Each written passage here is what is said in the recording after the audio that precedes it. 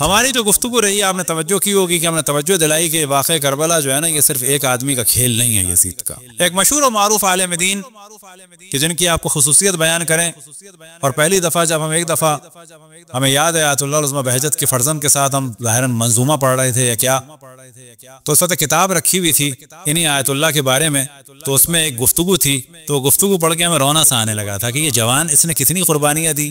ان کا نام ہے آیت اللہ العظمیٰ شیخ محمد حسین اصفہانی ہے.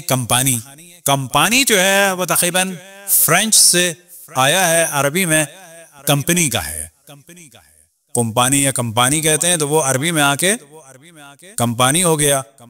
اور وجہ کیا تھی کہ عراق میں ان کے والد کا پورا ایک کمپنی تھی برٹشر کے ساتھ اور بعض فرینچ والوں کے ساتھ کہ جو عراق میں ریلوے کا نظام چلا رہے, اور یہ شاگرد تھے آیت اللہ العظمیٰ آخوند خراسانی کے.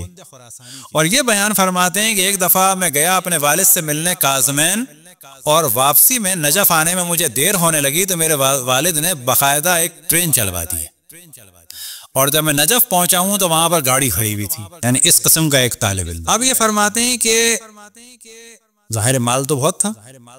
کہتے ہیں ایک دفعہ ان کے شاگرد فرماتے ہیں آغا کوچانی کہ میں نے ایک دفعہ گلی میں دیکھا آیت اللہ العظمیٰ اصفہانی کمپانی کو کہ گلی میں وہ پیاز اٹھا رہے ہیں, کسی اور کی نہیں, یعنی گر گئی ہیں, بکھری بھی ہیں, جیسے تھیلا پڑ جاتا ہے اس میں سے پیاز اٹھا رہے ہیں, اور پیاز اٹھا کے اپنے دامن میں ایسے رکھ رہے ہیں, جھولی میں پیاز اٹھا رہے ہیں اور رکھ رہے ہیں, اور مسکراتے جا رہے ہیں پیاز اٹھاتے ہوئے.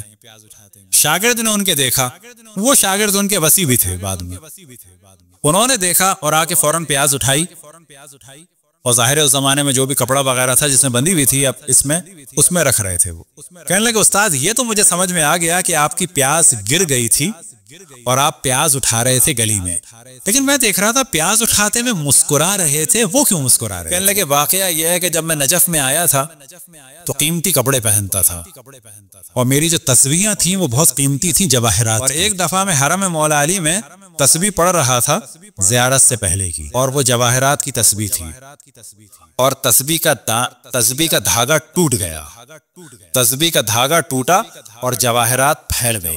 میری غیرت نے مجھے اجازت نہیں دی ان دانوں کو چنوں, لیکن آج میں پیاز اٹھاتے ہوئے ذلت محسوس نہیں کر رہا تھا, اور مجھے وہ وقت یاد آ رہا تھا کہ کل حرم میں مجھے دانے اٹھانے میں غیرت محسوس ہو رہی تھی جبکہ وہ جواہرات کے تھے, اور آج میں گلی میں سے پیاز اٹھا رہا ہوں, اللہ کا شکر ہے مجھے کوئی اس میں مشکل نہیں ہو. وہ اپنی پوری جائیداد تبلیغی کاموں میں ان میں لگا چکے تھے. وہ آیت اللہ العظمیٰ خوئی کے استاد تھے, آیت اللہ العظمیٰ بہجت کے استاد تھے, آیت اللہ العظمیٰ علامہ طباطبائی کے استاد تھے.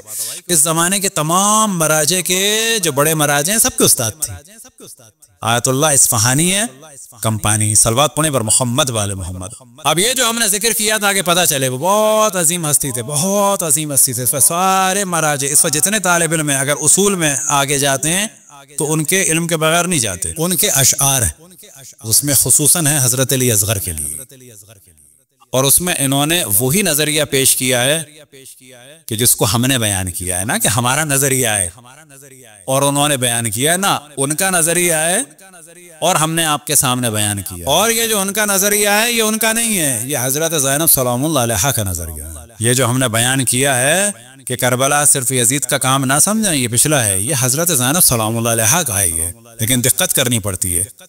اسے انشاءاللہ کہ زندگی رہی تو 11-12 محرم کو پڑھیں گے. جب 11 محرم کو مقتل سے گزارا گیا تھا اس وقت حضرت زینب سلام اللہ علیہا نے ایک جملہ کہا تھا, بے ابی انت من فستاتہ بے ابی انت من اسکرہ فی یوم الاثنین نحب. میں قربان ہو جاؤں پیر کے دن جس کے لشکر کو مارا گیا, جمعے کے دن مارا گیا ہے. حضرت زینب ہفتے کے دن کہہ رہی ہیں پیر کے دن مارا گیا ہے. پیر ثقیفہ تھا, یعنی وہ اشارہ فرما رہی ہیں کہ یہ جو امام حسین کا قتل ہوا ہے یہ پیر کے دن. جناب حضرت آیت اللہ العظمیٰ محمد حسین اصفہانی کمپانی کہ خداوند تبارک و تعالی ان کے صدقے میں ہمیں توفیق دے, کچھ دین کے لیے کام کریں. ان کے اشعار ہیں حضرت علی اصغر علیہ السلام کے بارے میں. تو یہ اشعار ہم نے اس وجہ توجہ دلائی, یہ بہت بڑے مرجع تقلید ہیں, اس وقت کے تمام مراجع تقلید کے استاد ہیں. علمی اعتبار سے بلند ترین مقام پر فائز تھے, عملی اعتبار سے بلند ترین مقام پر فائز تھے, صاحب کرامت افراد میں سے تھے. یہ ان کے اشعار ہیں. اس کو ہم نے ہاتھ میں بھی اس لیے رکھا ہوا تھا کہ بھول نہ جائیں. یہ فرماتے ہیں فما رما ہو اس رما ہو حرملا یہ جو تیر چلا ہے یہ نہیں چلایا ہے اس نے، ہاں جبکہ چلایا حرملہ نے، فما رماہ اذ رماہ حرملہ، یہ حرملہ نہیں، حرملہ نے تیر نہیں چلایا ہے، جبکہ ہاں چلایا حرملہ ہی نے۔ انما رماہ من مہدہ لہ، یہ تیر انہوں نے چلایا ہے جنہوں نے اس کے لیے زمین ہموار کی۔ سہم اتی من جانب السقیفہ، یہ وہ تیر ہے جو سقیفہ سے چلا ہے۔ سہم اتی من جانب السقیفہ وقوسہ علی ید الخلیفہ، اور جو اس کی کمان ہے یہ خلیفہ کے ہاتھ میں۔ تیر چلا ہے سقیفہ سے، اڑ کے نہیں چلا، کمان وقوسہ علی ید الخلیفہ، کہ جو قوس ہے وہ خلیفہ، یعنی 11 ہجری کو سقیفہ سے چلا ہے، 61 ہجری کو لگایا آگے، کیا مراد ہوا میں اڑ رہا تھا نا۔ وہاں پر جو اہل بیت کے حق کو پامال کیا گیا، جناب سیدہ گھر کا محاصرہ ہوا، اس کا نتیجہ جناب علی اصغر ہے، اس کا نتیجہ ہے کہ حضرت زینب کے تازیانے پڑے، تماشے پڑے بچوں کے، اہل حرم کی چادریں چھینی۔ وقوس علی ید الخلیفہ وما اصام سہمہ نہر السبی، اور یہ جو تیر ہے یہ بچے کے گلے میں نہیں لگا ہے، بل کبد الدین ومحجۃ النبی، بلکہ یہ لگا ہے دین کے کلیجے میں اور رسول کے دل میں۔ اجرکم اللہ۔